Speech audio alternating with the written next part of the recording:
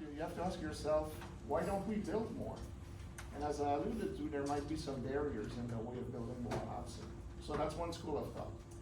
The other school of thought is that markets don't work, and that we need to come up with a variety of measures that will entice developers to build more affordable housing and to build a kind of housing that is more sustainable in the long run than simply doing more of the same, which is to expand urban sprawl to and beyond the green belt.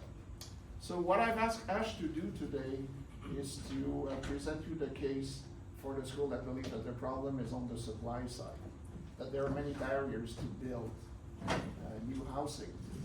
So I've asked him to be pretty extreme and not too balanced. So whatever he said today that might sound a bit perhaps too controversial is my fault, because I deliberately asked him to give the point of the building industry and people who believe that, again, the real issue is one of supply, not of market failure. So we'll take the whole period. Ash is a much more interactive lecturer than I am, as you will see, so please don't be shy.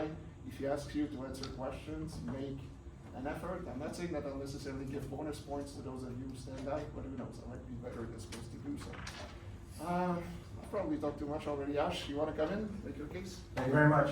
Ooh, everyone can hear me okay? Great. Before I get started, I'd like to mention that I have a camera set up. I like to record my talks, put them on YouTube. Nobody is in camera, so your identities are safe that way. But if you do have objections about this being up on YouTube, please approach me after the lecture and I won't put it up. So as Pierre said, my name is Ash Nababi. I am an economist. Basically, let me be clear that today I'm only speaking for myself. I'm only making the economic case. I'm not speaking for any past, present, or future employers for that record. But my talk today is going to be called The Case for Abolishing Ontario's Planning Act. Can I get a show of hands? Who knows what the Planning Act is? Absolutely 0 hands went up. So that's great. That's the audience I've prepared for. So you guys are going to be in for a treat. So here's my roadmap of how I'm going to be presenting my talk today. First, I'm going to give you some context about the market we're in today. Then I'm going to describe what the Planning Act is. And then I'm going to make the case for why abolish the Planning Act. And then I'm going to give some of the consequences of abolishing for it. And then I'll answer, I'll try to answer some objections preemptively about more democracy saving it. So, as you guys are probably aware, housing in the Greater Toronto Area is unavailable, as in there's not enough of it, unaffordable, as prices are too high, and the situation is getting worse. And the situation isn't just availability and affordability. There's lots of other issues I'll get into, for example, quality, quantity, the general attitudes people have. So here is the number of units being proposed in development applications for just 2022 alone. Okay? So the total number is 62,000 units. That's the sum of studios, 1 bedrooms, 2 bedrooms, 3 bedrooms, and up. 62,000 are being proposed today in so-called rezoning applications, which means that there is a zone, there's a limit for how much you can build already. Somebody wants to build more than that, they have to then make an application to say how many more they want to build or how many in total they want to build.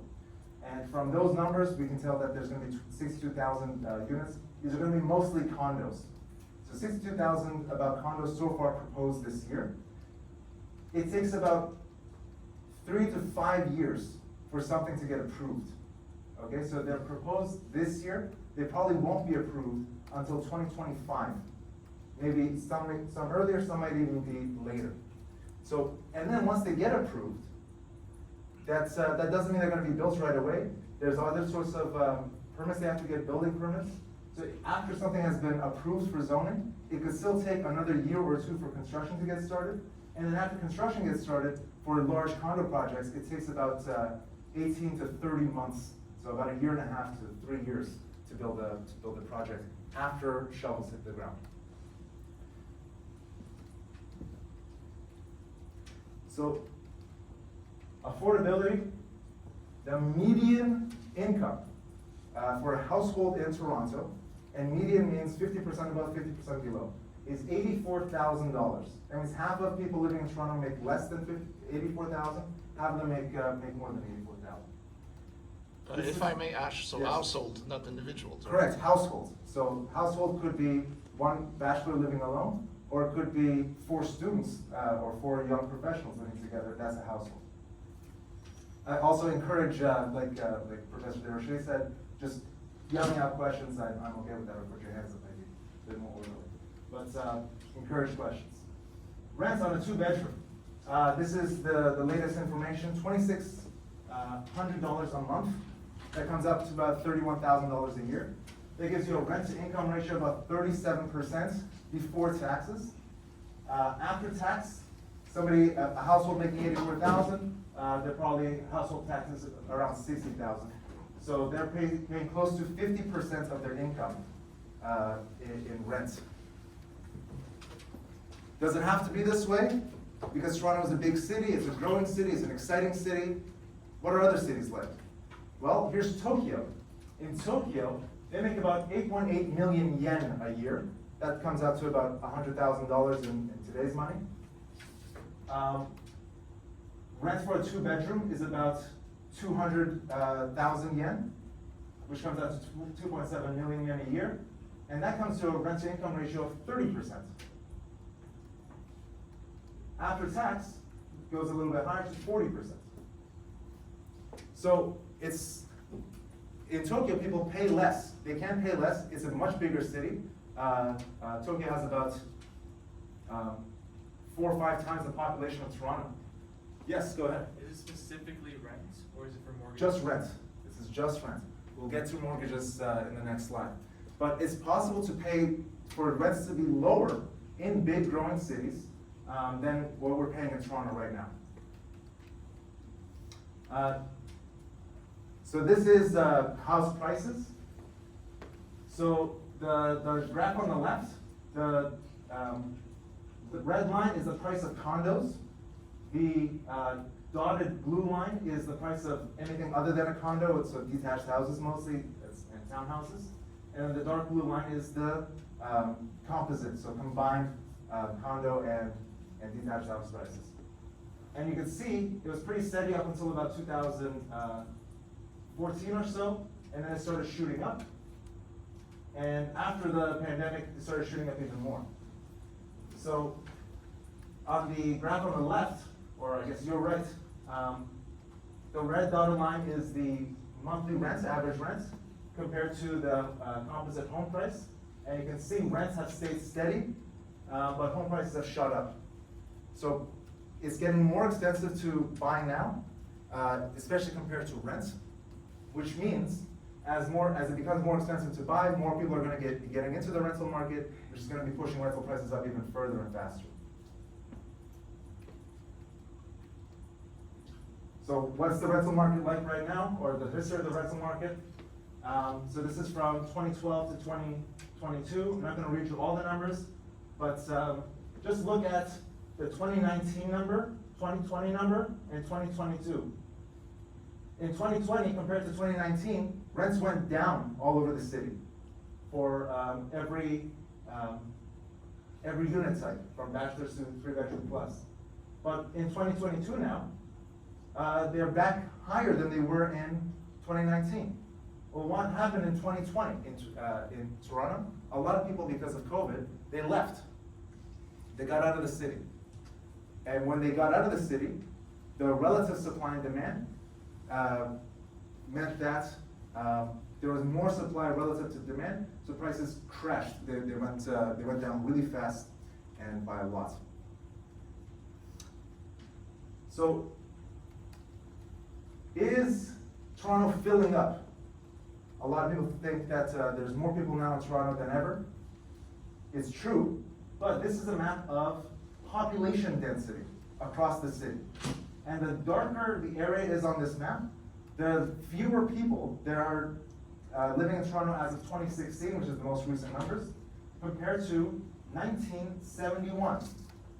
So the darkest regions here, if you notice, that's below, so the purple lines in the middle, those are the subway lines. So the U-shaped one, that's the Young University line, line 1.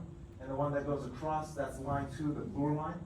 So a lot of the dark areas are below Bloor Street and very close to the downtown areas. So just west of downtown, there are fewer people living there now than there were in 1971. Why? Because there are a lot of detached houses there, or row houses there. Basically, they're mansions. They used to be families, lots of people in a family, or they used to be so-called rooming houses, where basically a dormitory for adults. And now they're still that, but the city's growing, and then the kids have left, so the parents have stuck around. Now, I don't actually believe, even though this is the official numbers from Statistics Canada, I actually don't believe this very much. I actually think these houses are continuing to be rooming houses, but just illegally. So, why are they illegal? Because it's, the city doesn't want people to be living in these areas, more than one family to be living in a home at the same time, so they don't allow it. But the demand is so strong that people do it anyway. And when you do something illegally, are you likely to be following all the laws anyway? Are you likely to be following safety laws? Are you likely to be following health regulations? Answer is no. How do we know that they're not following it? Because there's a lot of fires that happen in this area, and the house is registered for one person living there, but then they find out that 8 people were actually living there.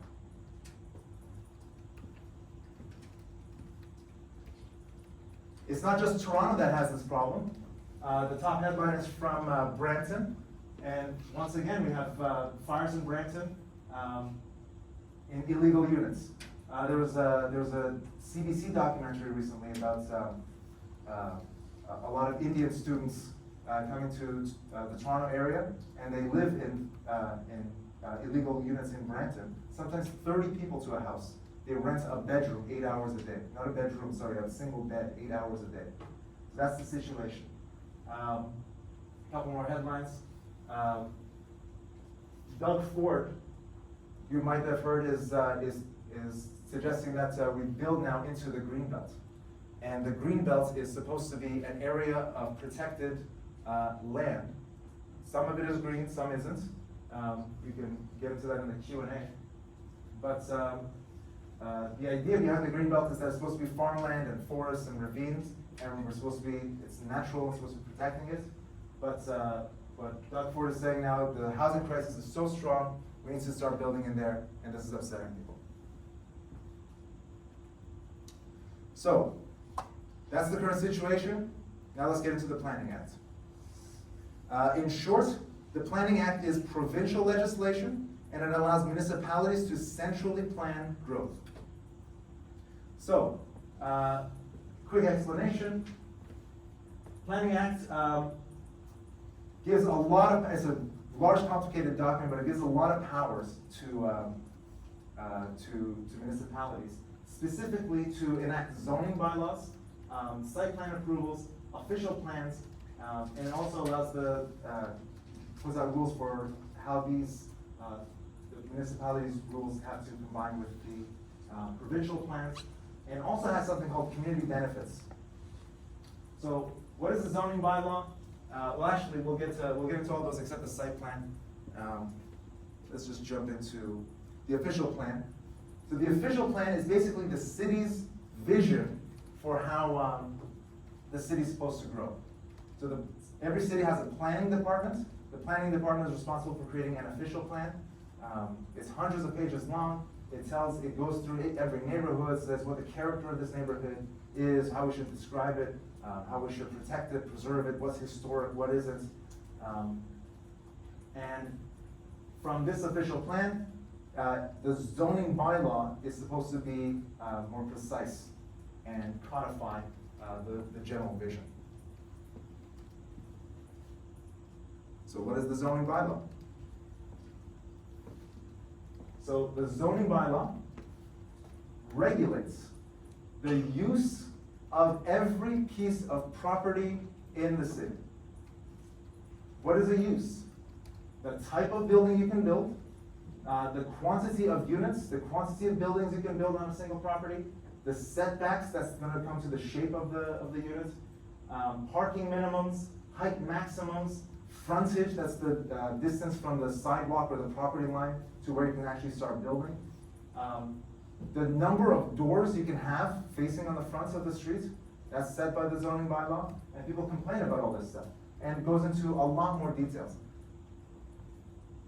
Zoning bylaw is extremely complicated piece of regulation, and it's sometimes contradictory, but all zoning bylaws have a map like this.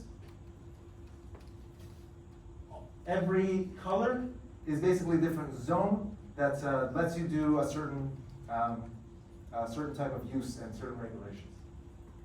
All that yellow area, anybody have a guess how much of that yellow area makes up this map? Looks pretty big. Maybe like 83%, 85%. 83, yes? 70. 70. You think that, but there's actually a lot of white space in between these lines here. So it actually all adds up to about less than 50%, it's about 47%. So that's just a little mapping trick for you. So these little lines here, the streets, they add up, so be careful. But all that yellow area, we call that the yellow belt. You've heard of the green belt? Get ready for the yellow belt. The yellow belt is areas where you can only build low density residential only uses. Low density as in townhomes or single detached homes. And even though in a lot of these areas, officially, the zoning bylaw says that you can build a townhome or a triplex or something like that, unofficially, well actually also simultaneously officially, remember that official plan? The zoning bylaw has to conform with the official plan. So if the official plan says a single neighborhood is actually supposed to have, a building is supposed to preserve the character of that neighborhood, and that neighborhood is only detached homes or is mostly detached homes, or even predominantly detached homes, who knows what predominantly means.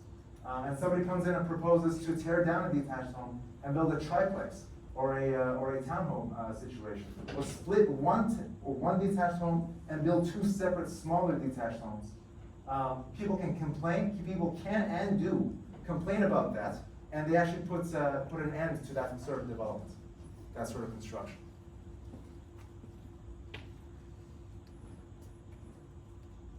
So, why should we abolish the Planning Act? So the Planning Act creates a lot of problems. Mostly it slows down development, it gets people angry, and it also incentivizes bad planning. So we'll talk about density bonusing, and we're talking about how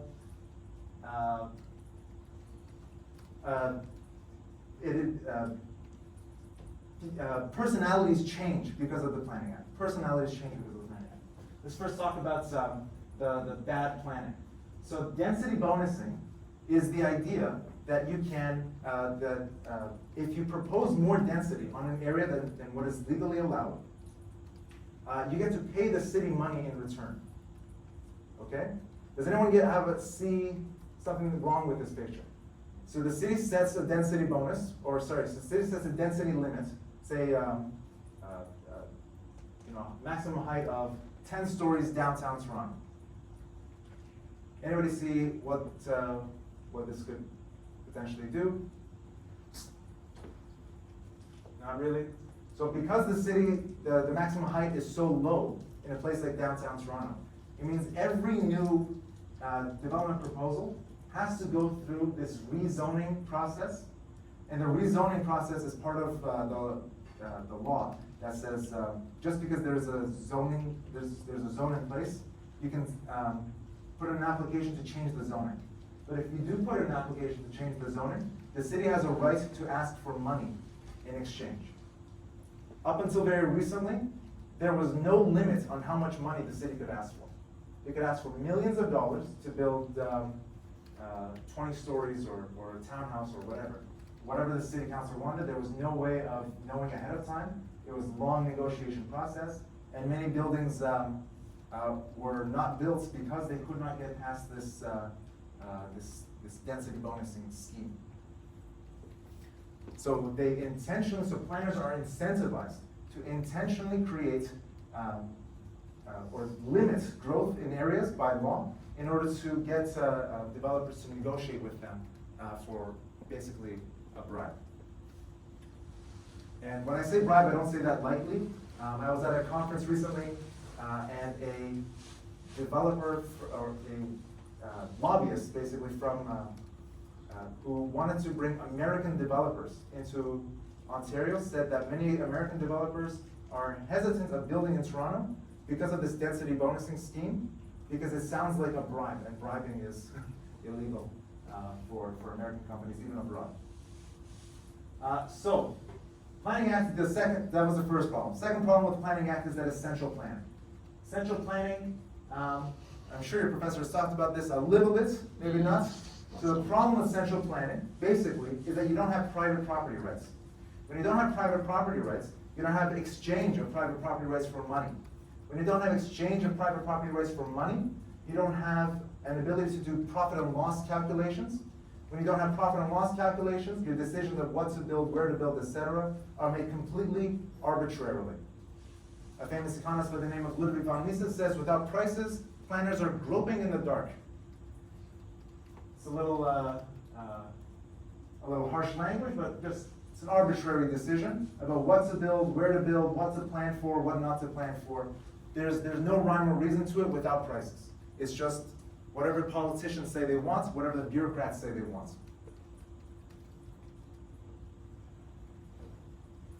Reason number 3 is that the Planning Act promotes bad neighbors. So what do we mean by bad neighbors? So one thing is that when there's a rezoning application, there has to be public consultations. So public meetings and public consultations, the developer has to make a presentation about what they want to build to the public. The public means any Tom, Dick, and Harry who wants to show up. And they're allowed to make complaints, they're allowed to air their grievances, and these meetings can get very angry, very loud, very passionate. People are mad about their views being blocked. People are mad about their potential views being blocked. People are mad about the sidewalks might be too busy, the streets might get too busy, etc. There might be shadows being cast on their zucchini gardens. They will find any sort of excuse to complain, to stop a development from going up.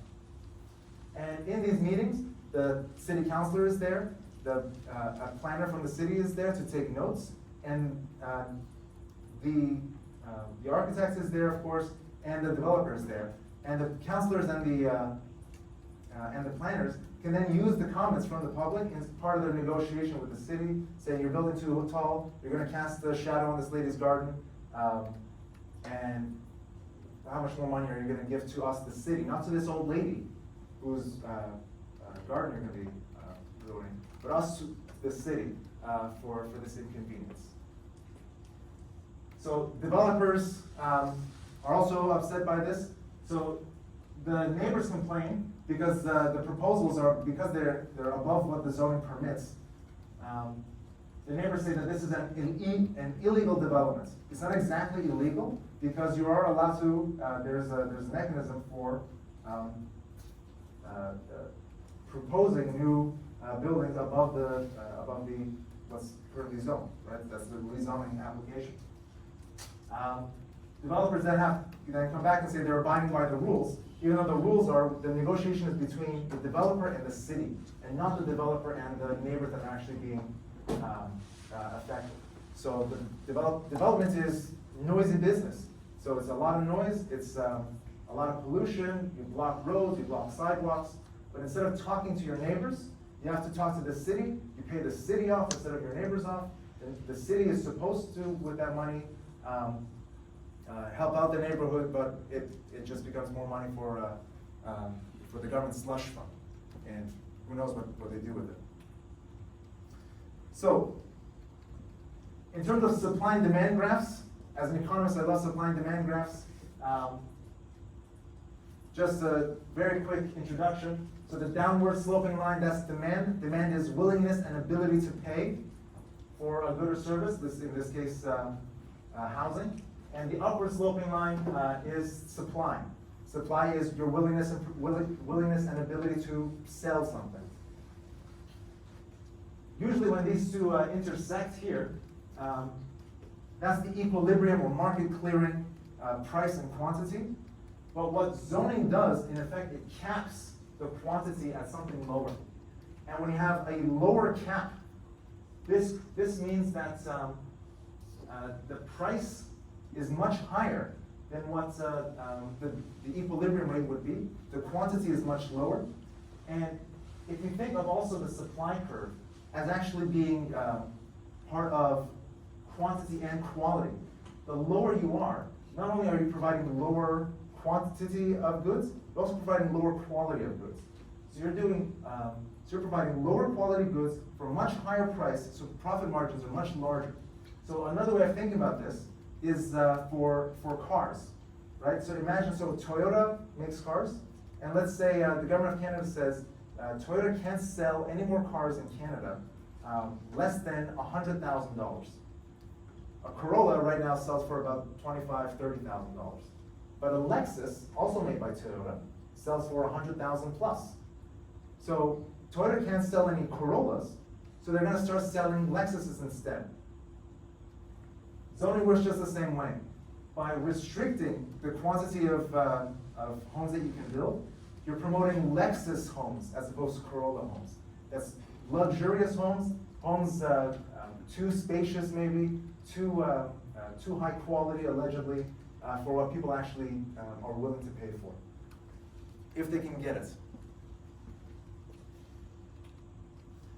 So, to sum up, the Planning Act slows down development. Planning Act induces rage from neighbors, also developers.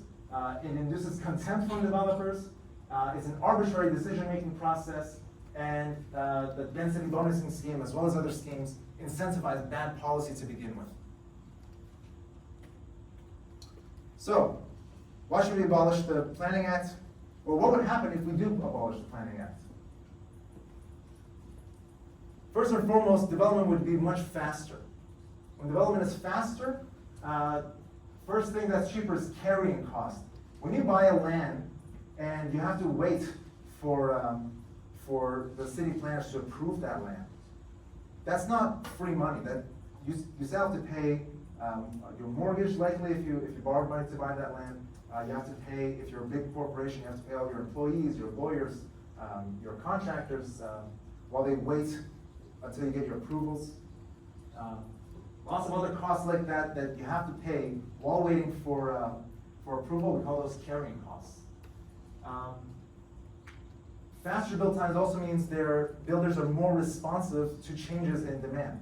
So if we get a sudden influx of new immigration one year that's larger than others, for example, a refugee crisis from abroad, builders can more easily build the required number of homes and respond faster as well. And when I say builders, I don't mean necessarily gigantic condo developers. I don't mean necessarily people who build thousands of units a year. Mom and pop builders, someone who tears down a detached home and builds a triplex. Lots of people do that kind of thing. They still have to pay a lot of costs. They have to go through a lot of headaches, hundreds of thousands of dollars in legal fees and application fees, and carrying costs in order to build lower density housing. So, if you think back about that supply-demand graph I showed earlier, when it was restricted, now we have the supply curve shifts out. That suppliers are now more willing and able to provide more units at a lower price. So if you enable more building, if you make it easier to build, you get more units, higher quality units at lower prices.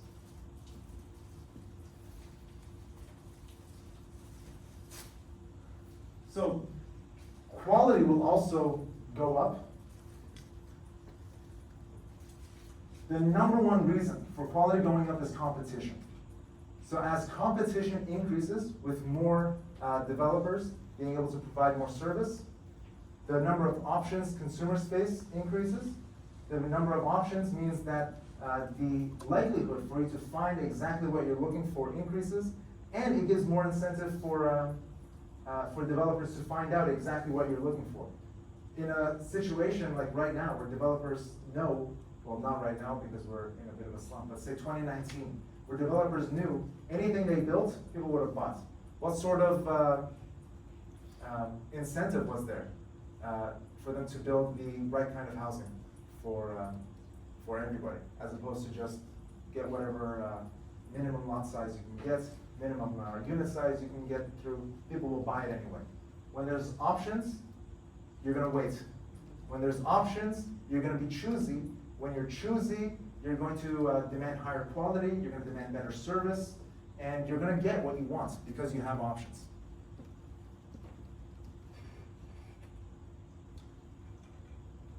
So, the biggest victim of planning policy isn't the number of high-rises and condos. A lot of people think Toronto's filling up with condos. This is a completely wrong way of thinking about things. If you look at just an aerial map of Toronto, in fact, the great picture I have at the beginning, you'll see that there's a lot of developments along the lake there, and then down Yonge Street, and then in some other random pockets. But you go a block or two east or west of Yonge Street, outside of the downtown core, and it becomes detached homes right away. Most of the city is not condos.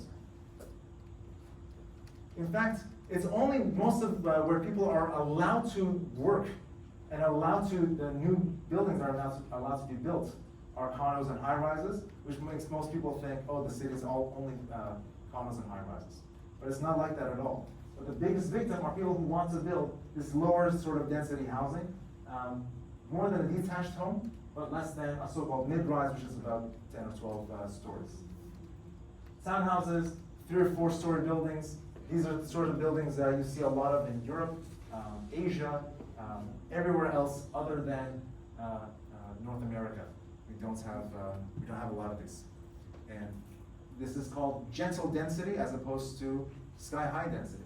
And you could get huge numbers of people living in these sorts of housing if you simply allow it, but it's not easily allowed because of the Planning Act. Last thing I'll mention is better neighbors. Abolishing the Planning Act enables better neighbors because, as I mentioned before, you now have to negotiate when you're building new property. You now have to negotiate with the people who you're actually affecting.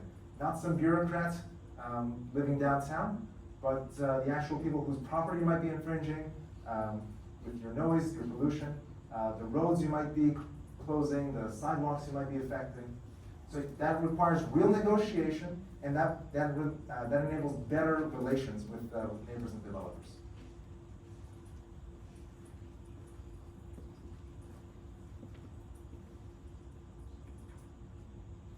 So, a lot of people will want to say, well, we don't have to abolish the Planning Act, we can change it, we can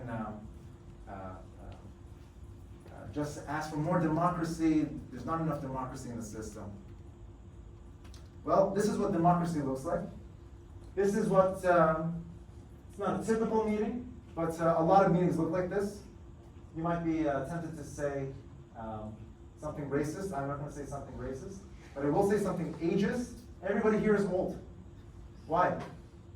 Why should old people tell young people what to build? You have a question? Oh, I thought that was an actual question you're asking of why they Well, still, you have an answer. Go ahead. No, well, I used to attend a ton of Oakville meetings, and I found that simply because they're the ones who wanted to show up, really. No one else really knew what's going on, because the only way you find out online was how most people communicate. They spend a ton of the website on one sealed calendar. Moreover, the actual meetings are very long, drawn out, and any time that any of these folk present a plan to the council, they would often shoot down saying, we talked about this how many weeks ago, or we didn't always shoot here, but at the time. So So despite being called a democracy, the people themselves have very little say over what happens in their own town. So that's, those are great points. Somebody else had their hand up on that side? No? Okay. So, these people are the ones who show up. They have the time to show up, and they have the resources, basically, to talk about things. But what's really missing, so they can say, oh, it's our town, we get to say what happens in our town. But what's missing here is property rights. These people don't own the property that's going to be developed. What they can do instead is they pool their resources. If they don't want a property to be developed, they can buy that property themselves. But they don't do that. Instead, they go through the government, and they use the power of the government to stop developments. It destroys property rights, it destroys neighborliness, it destroys prices, and it destroys the ability to build housing on time, on budget, for more people. So the problem with a lot of democracy talk is that it's very romantic. The way people talk about democracy, about governments, is that they imagine that politicians are angels. They say, oh, the market, businessmen, they're stupid, they're crooks, they're criminals, etc. They're human. But they don't apply, and all those things might be true, by the way. All those things might be true. But whatever character flaw any human being has, somebody in government also is likely to have the exact same character flaws. So, politics without romance is a euphemism for the economic study of governments and governance. Another name for it is public choice. And public choice has a lot of ideas associated with it. Something called the median voter theorem, for example, that's when you have two parties trying to win an election, the party that appeals to the median voter, as in 51% of voters, is likely to vote for this person. Vote trading is a policy that happens a lot in Toronto City Council. So a city council will tell a developer in private, you know, I'm going to get up when your presentation is going to come to city council. I'm going to get up and I'm going to make a big speech about why I'm against this council, why it's going to ruin the neighborhood, all this stuff. And I'm going to vote against your development. But councillor from the other side of the city, you can count on his vote instead. So they've traded votes. This happens all the time. Budget maximization is this other notion where a bureaucratic body, like the planning department, they will, whatever budget you give them, their incentive is to spend as much as their budget as they can, because if they spend less, that means their budget could be cut the next year. But if they spend their maximum, that helps them make a case for getting an even bigger budget the year after. All these issues still add up to bad planning policy.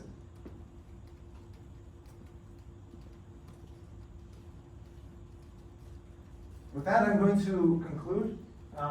This is, again, downtown Toronto. If you zoom out of this just a little bit, just look at the Google Maps view, Google Earth view of Toronto. You'll see this in the downtown core. You go up Yonge Street to Midtown, Yonge and Eglinton. 2 blocks east of Yonge and Eglinton, detached houses. Somebody on Twitter posted a picture of the development along Yonge Street, and it's just a row of high-rises surrounded by detached houses. They call it the spine of Toronto. But why should Toronto have a spine? Why can't it just be more uniform? It's because of that plan. With that, I open it to questions. Well, thank you. Yes. You were talking about the official plan. Sorry, could you speak a bit louder? Yeah, you were talking about the official plan being how the city wants, like how the planners want the city to grow. Would that facilitate redlining at all? So redlining is famously an American phenomenon, and it was a policy by the banks. The banks wouldn't make loans like this. But let me ask you, what do you mean by redlining? Redlining as in like, just the general, restricting and allowing investments to go in specific parts of the city. Well, that's exactly what official plan is supposed to do.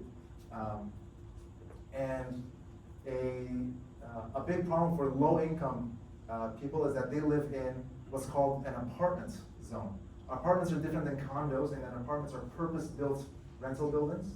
And in an apartment, you're only allowed residential uses, or you were until very recently, as opposed to a condo where you can have mixed use. So in a condo building, you have people living above it, and then you have a little convenience store, some places have a mall underneath them, or whatever.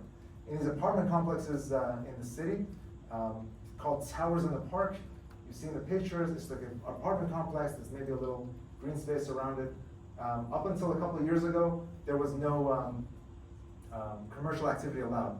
No corner stores, no much of any commercial activity.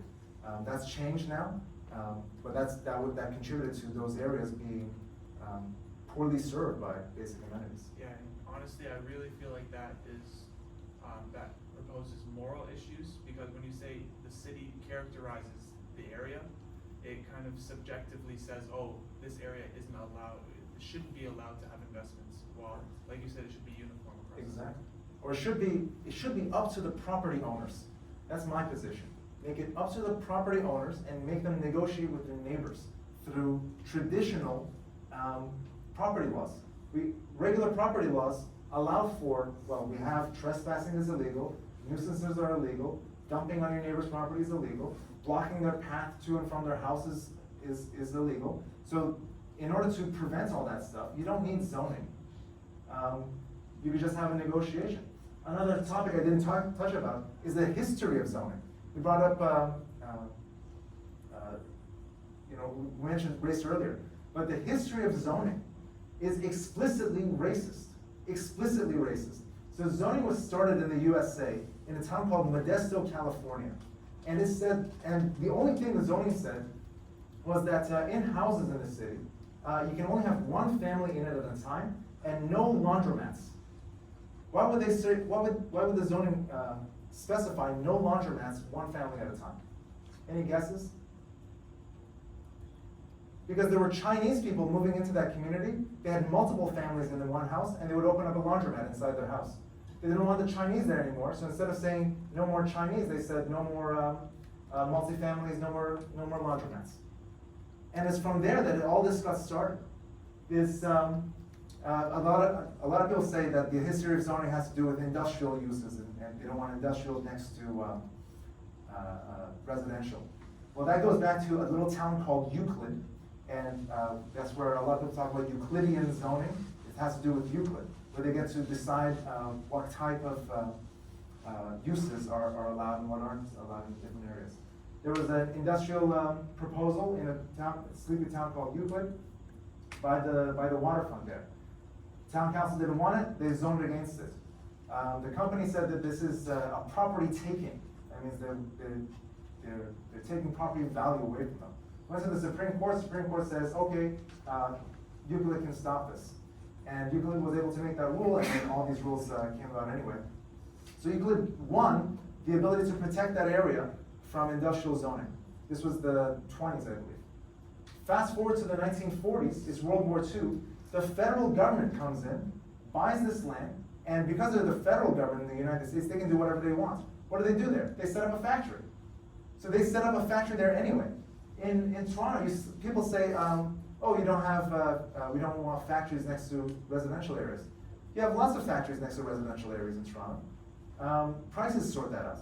If you don't want to live next to a factory, don't buy near there. Property values might be lower. Some people might be willing to pay a lower price to live next to the factory. Might be some factory workers. Might be some guy, there's a Peak Friends factory in Toronto. Peak Friends makes cookies. Their pollution is the smell of warm cookies in the morning, right? Some people might pay a premium to live next to that factory, right? So why? Why should we limit factories or restrict factories next to residential? What about a situation where you don't want a gas station next to a high rise, next to a low rise, next to a factory? Those exist even with zoning. Those exist even with zoning, so zoning doesn't stop any of the things that it pretends to stop. It has evil origins, and it contributes to evil today. Next question. Yes? So if you were to take So out could you be zoning, louder, please? if you were to take out zoning, how would the green belt or green zone sort of situation work out? Like, how would you keep conservation areas, or how would you keep sustainability, climate change, those kind of things in mind, while still kind of getting rid of the zone? Excellent question. So the question is about the green belt. How would you preserve the green belt, natural areas, think about climate change, etc. Once again, property rights come to the rescue. If you seriously believe that you want large areas to be free of development, you and some of your closest friends, maybe 1,000 of you or 10,000 of you, whatever, can chip in your money, buy the properties in question, and have an agreement that you're not going to sell it to developers. That's possible. That's legal. That can happen if you'd like it to happen. But what the Greenbelt actually did is that it went into areas where people already had property, especially a lot of farms, and told them you can no longer sell your farm or property for development uses. So a lot of people who had farms that were planning on selling for either residential uses or commercial uses, they lost value in their land. They wouldn't agree to that. But my position is, why should they have lost value like that? Why should they involuntarily have lost value like that? Other questions? Yes. Has there been any consideration to revitalizing abandoned towns, such as the surrounding area of You gotta speak up, sorry. Many towns have been abandoned because whatever businesses were there either shut down by the government or left for cheaper areas. For example, the Stelco Steel Company. Are there any plans to subvert this entire issue by revitalizing these areas? So the question is about abandoned towns, company towns, like the Stelco town, many other mining towns. There was one company set up a shop there. The company was large, it supported an entire community, but once that company shut down, there was no reason to live in that town anymore, so people left. The question is about revitalizing these sorts of towns, correct? Yes, why continue to build in Toronto when you can simply have people live elsewhere and then set up their own businesses there? So that's a great question. Let me answer by asking you a question. Why should anybody want to live in those abandoned towns? Well, as we've seen during the COVID-19 pandemic, people wish to move away from the city where it's crowded. You also pressure air away from the condensation of cars and other pollution factories in the area. Correct. So if people want to live far away from the city, away from the amenities that the city offers, away from their friends, their family, their gyms, their shops, their malls, etc. For example, during the COVID-19 pandemic. It could be those kinds of areas would rise in value. But my view is an area gets abandoned because there's no longer a value to live there anymore. So I don't believe in forcing people to live in these areas. A lot of people are proposing that immigrants should be forced to move or forced to live in low population areas. But I'm against this because first of all, to me it's a type of slavery. You should force people, or should be locked to specific geography because it's something out of their own choice. Second of all, those areas are low population for probably a reason. That is that they don't have good economic opportunities, maybe not good cultural opportunities. I don't believe in forcing people to live somewhere, forcing people to move somewhere. But I do want to allow people to move to areas they want, buy property they want, build what they want on the property. Yes? You just said that that those areas, if they were forced to move there, they're one of the reasons there's low cultural opportunity but wouldn't, by them moving there, wouldn't that start to increase those opportunities, because it has to start from somewhere, right? So if no one moves there, that will never happen. Excellent question. If you put people there, and that can increase those opportunities to be better. Excellent question. The question is, if you put people in that area, wouldn't that just increase the cultural amenities, etc., just naturally, right? I don't believe people spontaneously create culture. I believe in entrepreneurship. And entrepreneurship is a conscious decision of taking capital, risking capital to create a future that doesn't exist yet. So if you're just putting in random people who have no business experience, no cultural experience, or no drive to create this sort of thing, let alone capital to do this, and you just plot them in the middle of Antarctica, I don't think you're going to get much of anything in terms of culture, in terms of business, in terms of development. Other questions? Yes. I'm kind of curious about your point regarding relationships between neighbors. Yes. If there's no sort of, obviously it's not right for the city to take the money or to take the bribery for the development to happen.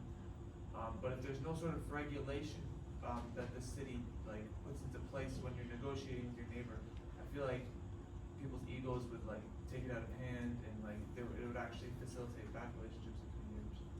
So the question is about relationships between neighbors without the city intermediating. People's egos might get out of hand, and things can get out of control. This is happening already with the city as an intermediary, except the egos in question are the planners and the city councilors. And they do not have a stake in that neighborhood. They only are thinking about their own political future.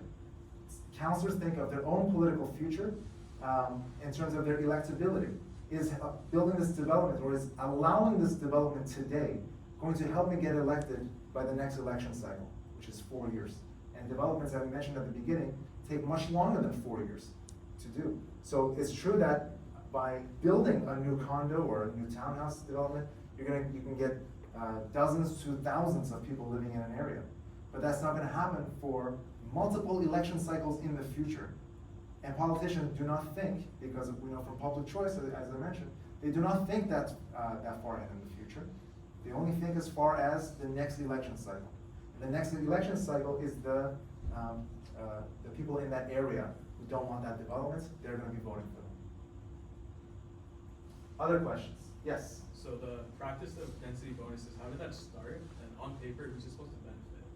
So, how it started, I don't know, but it's section 37 of the Planning Act that says if there's a zoning application, rezoning application, the city is allowed to ask for money. And it doesn't take a genius to figure out, oh, for every rezoning application we can get more money. So why don't we try to maximize the number of rezoning applications? So this happens almost everywhere where this sort of law exists. So this is just a pure question of incentives, political incentives. Doesn't take a genius to figure that out. Other questions? Yes? Do you think this issue is ever going to get solved? Not until we get rid of the Planning Act. And we don't get rid of the Planning Act until people start asking to get rid of the Planning Act. And people aren't going to ask to get rid of the Planning Act until they put together the fact that the Planning Act is affecting their pocketbooks today. And that can only happen by me giving talks like this. And you talking to your friends about it as well. So realistically, how long do you think a change like that would take? So changes like this can happen faster than you think. Could take a couple of months to a year. Right? Do you guys remember Coney 2012? Yes, I'm seeing people's head shake. That was overnight. Nobody had heard of Coney in 2011. And then within a week, the whole world had heard of Coney 2012. COVID. Nobody in the world had heard of COVID until March 2020, and now it's the most known word in the universe, right? So these things, ideas can spread extremely rapidly if they're communicated persuasively enough. So I believe in persuasion. I don't believe in force. I don't believe in compulsion. Big fan of persuasion, and don't get persuasion until you start talking to people. Yes? Do you feel that a middle ground could be reached? Because, okay, so I'm from Vancouver, and we've seen the effects of zoning a lot there, and the whole, like, taking, I guess, like, immigrants and putting them in, like, different cities and allowing it to grow. You've seen that there. Not arguing if it's right or wrong, but, like, I feel like in Vancouver, at least, or like that main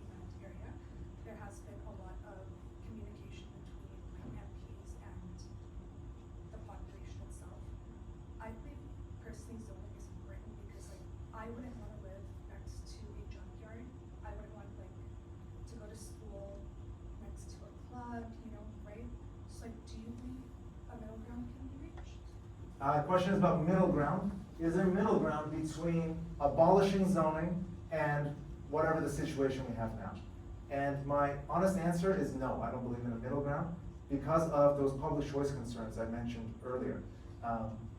When you give politicians the power to plan, they're going to continue to plan and they're gonna ask for more power. They're gonna ask for bigger budgets, bigger responsibilities, and they're gonna keep asking for more and more and more and more. Again, the zoning started by just banning Chinese people from setting up laundromats in residential areas. And look where we are today, right? So it's gonna be a snowball effect. So it might be a little vacation for a short time, but very quickly you can grow back if you don't have it prevented by law. Speaking of Vancouver, you mentioned that you don't want to live next to a junkyard. Fair enough, you don't want to live next to a junkyard. Maybe the junkyard owner wants to live next to the junkyard.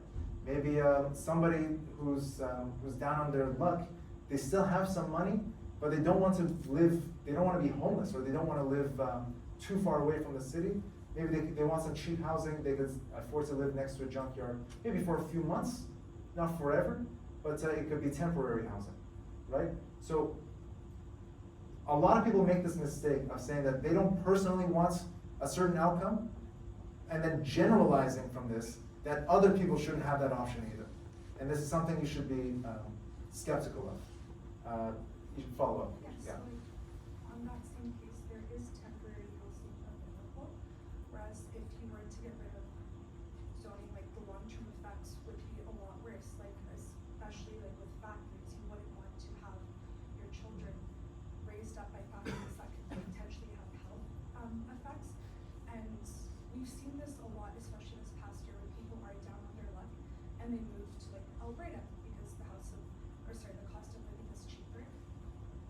We see people already gravitating towards relocating because they don't want to live in these certain areas. You know what I mean? Right, so people relocate, but moving from Vancouver to Alberta, that's an expensive move.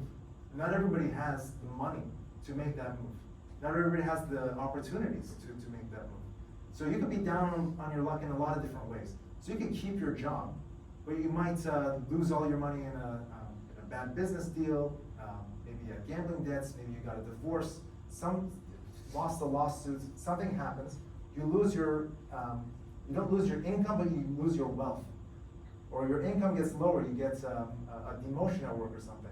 You can't easily just find a job in Alberta, you can't easily pick up and move to go to Alberta, or whatever.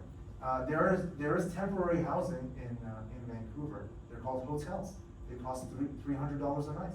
That's not cheap. A lot of the low income housing is officially cheaper, but there's not enough of it. There's huge wait lists. In Toronto, we have a wait list for affordable housing that's over 100,000 people long. 100,000 people on the wait list to get affordable housing in Toronto. That's not a sustainable way of life, I don't think so. There was another question in the back, yes.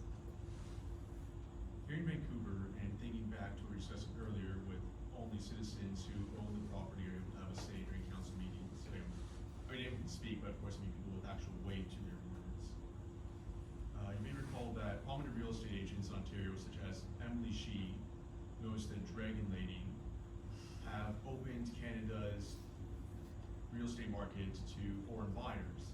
And of course, those with wealth and capital are able to then have a say to purchase property here in whatever town. How do we prevent this from being exploited if we abolish zoning laws? Great question. Zoning does not address foreign buyers at all. That's other legislation. And for the record, I am against the foreign buyers taxes, the foreign speculation taxes. I think all that stuff is just another tax, and it's stopping real investment. So in Toronto, we added this foreign investors tax. Foreign investors were like maybe 5% of the population. Vancouver is slightly different numbers, but it's just, to me, it's discrimination based on somebody's nationality. I don't believe in that. People wanna come here for whatever reason, people wanna invest here for whatever reason. They wanna build a house, some wealthy foreigner wants to build a gigantic condo and leave it empty. Good for him, that makes it all the more, reason to allow even more housing to be built to compete with this, empty piece of property. But I don't think people get wealthy by making money-losing decisions. Leaving empty houses, just huge quantities of empty houses. That's another personal belief of mine. But generally, the answer to your specific question, zoning does not address foreign buyers at all. Question? Where would the line be drawn on which neighbors the developers need to negotiate with? Because I feel like if enough property owners can justify that the new developers will be affecting them, I feel like at some point there would always be somebody against development. This is a great question. In Toronto's law right now, there is no definition like this. People within a certain area get like a flyer to remind them that there is a public meeting about of a development, but all that information is online as well, which means anyone from any part of the city or even outside the city can come in and complain about it. I was at one of these meetings downtown. A person not living anywhere close by, but living in a building several blocks away, came by to complain that if this building went up, views of his building would go down, which would reduce the value of his unit 10 years in the future. I don't think this makes any sense. Development is another type of business. And in business, you want competition. Imagine if Walmart was allowed to say, we don't want a Superstore or a Costco opening up next to us because it reduces the value of our business. That's how business works. You can't get a monopoly just because you were there first. You can't infringe other people's property rights just because you were there first. But if your property rights are being respected, then your business plan is not somebody else's problem. Other questions? I'll jump in then if they don't. So Ash, you're obviously much younger than me, but you've been studying and talking to people in this line of work for a very long time. I'm always curious, if we go back to your picture of the people who attend municipal meetings, I mean, don't they have children and grandchildren? Don't they see the generational conflict? Don't they see the kids moving to Alberta or some other places? Is there any way to, in your experience, to reach out to those people, say, well, you know, even if your house value diminishes by 5%, isn't that a lesser deal than losing your kids? Or is there any way to reach out to those people with maybe a more emotional argument, or am I just dreaming here?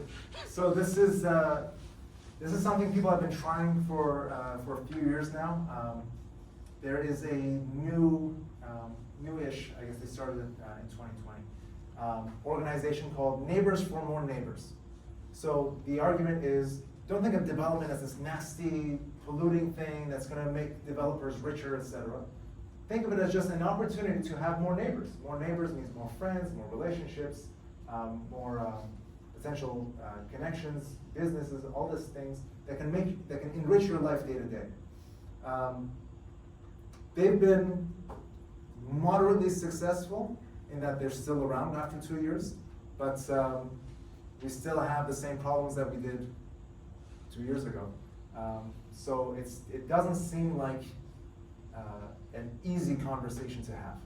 It doesn't seem like it's an easy conversation. So it's going to take a lot more convincing. But people do recognize that their children can't live in the same neighborhood anymore. They can't afford it. So, but they don't think of it as that big of a problem. So they don't think of it as worth having their neighbor tear their house down and build 2 triplexes instead. They'd rather have that not there as opposed to children being able to afford their own neighborhood.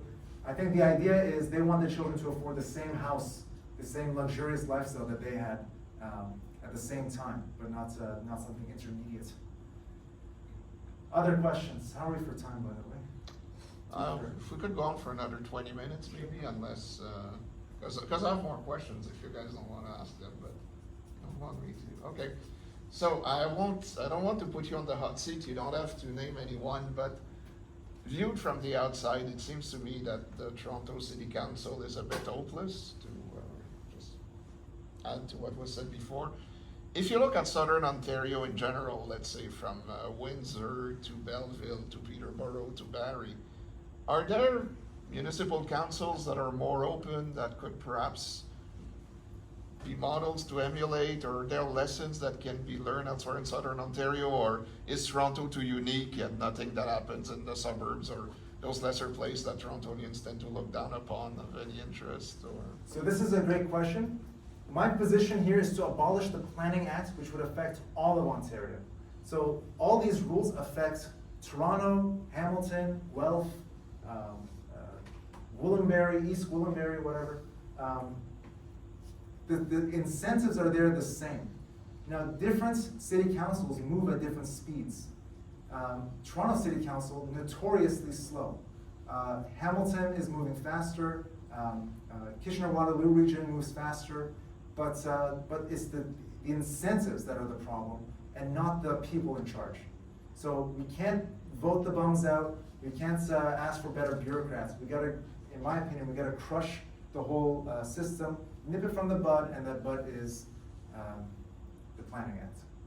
But if I may, again, I keep hearing a lot of Toronto City councillors being in theory very worried about climate change, saying we need more sustainable development, we need to rethink the way we do things, we don't want to invade the green belt, we don't want to build high, but in the end, what are they doing? So I'm sorry if this might be also something of another emotional argument, but climate change, I mean, what's gonna happen? If you don't wanna build up in Toronto, people are gonna spread out. You can't square a circle. I mean.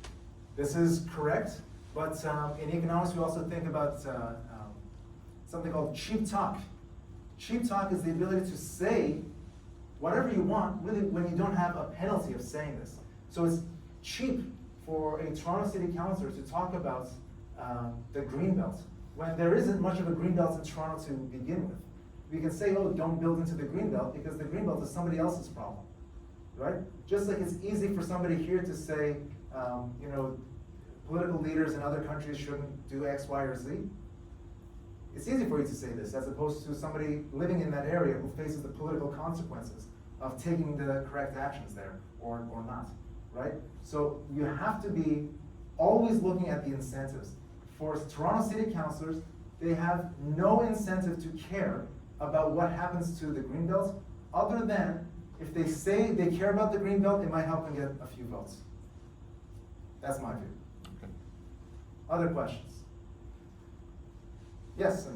So has there like never been like the missing middle housing? So like has that never just happened in Toronto? Oh, it has happened in Toronto before we got the Planning Act. So the Planning Act and similar legislation started in the 50s and on. But if you drive around Toronto, if you drive around the Annex, that old area that officially is depopulating, but I don't think so unofficially, there are these gigantic, beautiful homes, the red bricks. They have this famous Bay and Gable style architecture. There's the beaches, etc. area. All sorts of old Toronto. The Forest Hill, you know, Yorkville used to have lots of townhouses and more. So those buildings existed before it was illegal to build them. Downtown, close to Front and Spadina, where they just built these 3 towers of office and residential buildings. Right next door is some townhouses and some small detached houses. Right next door, right? So this naturally happens. When you allow people to build, they will build what makes sense, and what makes sense most of the time is smaller homes. Yes. Besides you going to different places and giving these talks, are there any other things that are being done to abolish the Planning Act? You could go around to different places and give the same talk to your friends and family. Part of the reason for these talks is to encourage, well, hopefully I can persuade you to take my side, and then start a conversation, not just between the two of us, but for you and your friends and family. That's it's going to take time, but it can happen. Yes. How did you begin your career? How did I begin my career? Yes. That's a good question. I got started, so I've always been interested in economics. My initial interest was in the 2008 financial crisis. I was an undergraduate student at the time. I was in engineering actually, then I discovered economics and I made the switch. But how I got into this field, there was another organization called Housing Matters, Toronto Housing Matters. They hired me as their economist. I wrote a report called Rethinking the Yellow Belt. You can find that report at torontohousingmatters.co. And that's where I took a deep dive into planning history, zoning history, what's actually happening with sales and population, all that stuff. That's where got my interest started. But also just looking at living in the Toronto area, just looking at prices going up, just thinking, what's going on? Why is this so crazy? I just got curious about that stuff. Yes. So if I may again, if some of my colleagues were here, if you look, for example, at the report of the School of Cities at U of T, their first line is, well, the market created the problem we have right now, therefore we cannot rely on the market to solve it. What we need are things like inclusive zoning. Could you comment on that particular measure, or perhaps others that are probably well intended, but perhaps sometimes the road to hell is paved with good intentions? Yeah. So my first point would be that the market did not create this problem. It's all a consequence of the Planning Act and zoning and lots of other things I didn't talk about, heritage protection. Speaking of heritage, the first ever heritage sort of law in the English world was something called the Ancient Monuments Act. And it was in England, and it protected buildings built in prehistory, like Stonehenge, right? So that's what it protected, and it came about in the 1700s or 1800s. That was the time when England was its peak industrial power, the Industrial Revolution, tons of growth. That's what they protected, was ancient monuments 20,000 years old. But despite that lack of property protection, you still have in London today pubs that have been around since the 1500s, right? So we don't need heritage protection and all this stuff. On the topic of inclusionary zoning is the idea that if you're going to rezone a building or a site and you want to build a condo, a certain proportion of your total units of that building have to be affordable housing. Affordable housing isn't housing that's affordable. It's a specific definition that the government uses. That's something like 1/3 of the median income of the city, right? So right now that's like $1,700 a month. So who's that really affordable for, for one bedroom? It's slightly cheaper, but it's not truly affordable. That's why people are now pushing for a different definition, different metrics. But these are all centrally planned, arbitrary definitions that can change day to day. They can change at the drop of a hat at the next election. So I don't think inclusionary zoning is going to fix this problem for multiple reasons. First, it's going to make construction more expensive. So if you wanted to build, say, 100 units, and now 20% of those units have to be, you have to sell them or rent them out cheaper than you otherwise would be, that's going to reduce the amount of money you're going to make from this project, which is going to mean you're going to have to either spend more to build it, or it's going to mean that the project is no longer feasible. So what actually happened when the city first announced that they're going to be passing the inclusionary zoning bylaw in December of last year, there was a flood of new applications going into the city in order to front run the passing of the legislation.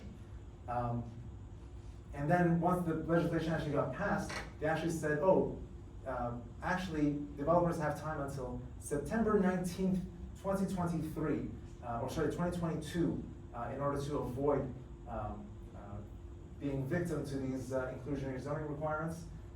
And instead, we got another deluge of applications up until September 18th of last month.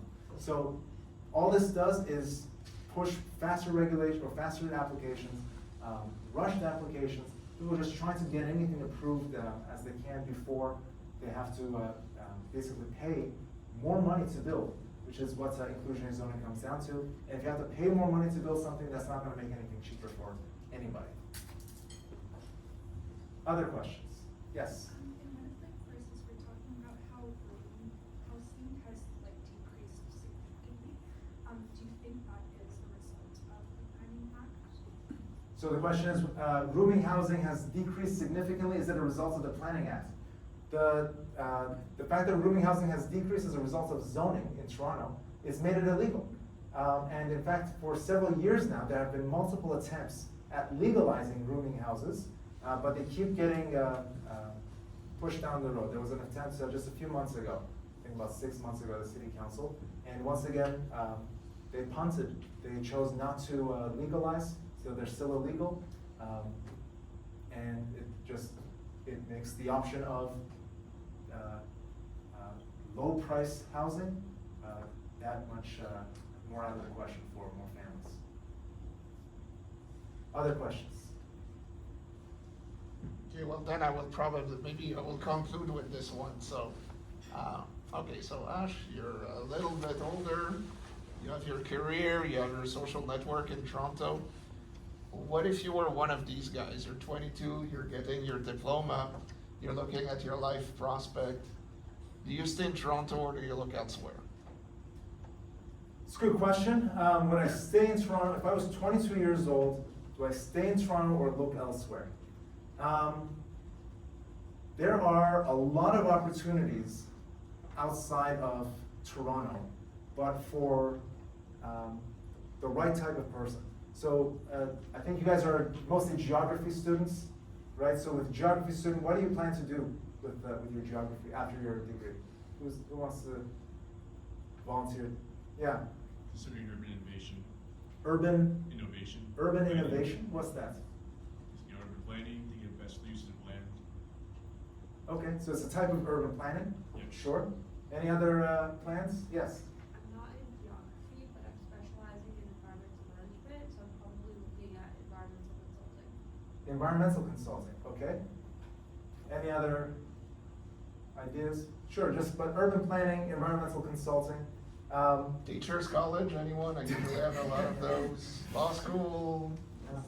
But urban planning and environmental consulting, you could work lots of different areas. You could work in different countries. Environmental consulting, just because right now, by law, developers have to do some environmental testing. Doesn't mean if we take away that law, if developers won't do the environmental testing. What if you want to know whether a site is contaminated? Whether you want to know whether it's likely to erode or whatever.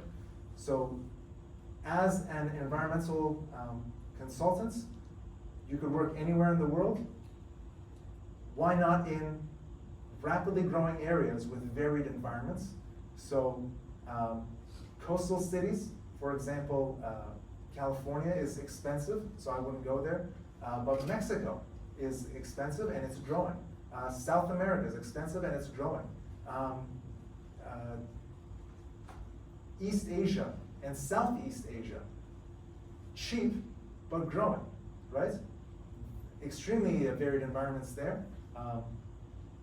Urban planning is similar. Urban planning is practiced now all over the world, but you can choose wherever you want. So you can choose, the idea is, as a Canadian, somebody graduated with a Canadian degree, you're in high demand outside of North America, because Canadian education is considered relatively valuable compared to other international education. So it's relatively easy with a Canadian degree to get different jobs. But just the fact that you're free to look elsewhere, just open your eyes that there are other opportunities available, but also be on the lookout for housing prices, inflation, and other factors that can affect your growth. But you can always come back. That's the other issue. The question is, would I stay the same? Would I stay here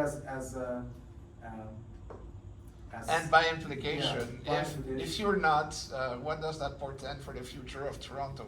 If Yeah. we don't solve that compared to other jurisdictions the world over, what's in store for our region? Yeah, so if I was 22 years old and my first job was gonna be $40,000 a year, I would not work for, I would not live in Toronto. I would look elsewhere. Maybe Calgary, maybe Montreal, if I could get a higher paying job. Montreal, very affordable housing compared to Toronto. The job situation is different. A lot of people come here from elsewhere in the world because the opportunities are much better. People from France, people from Australia come here. There are more job opportunities for them relative to what if they had stayed in their own country. But housing prices are making those job opportunities less profitable. So just know you don't, this living in Toronto isn't a life sentence. You can look elsewhere. Okay, so thank you, Ash. So thank you for your participation. So you've got 3 minutes to email me.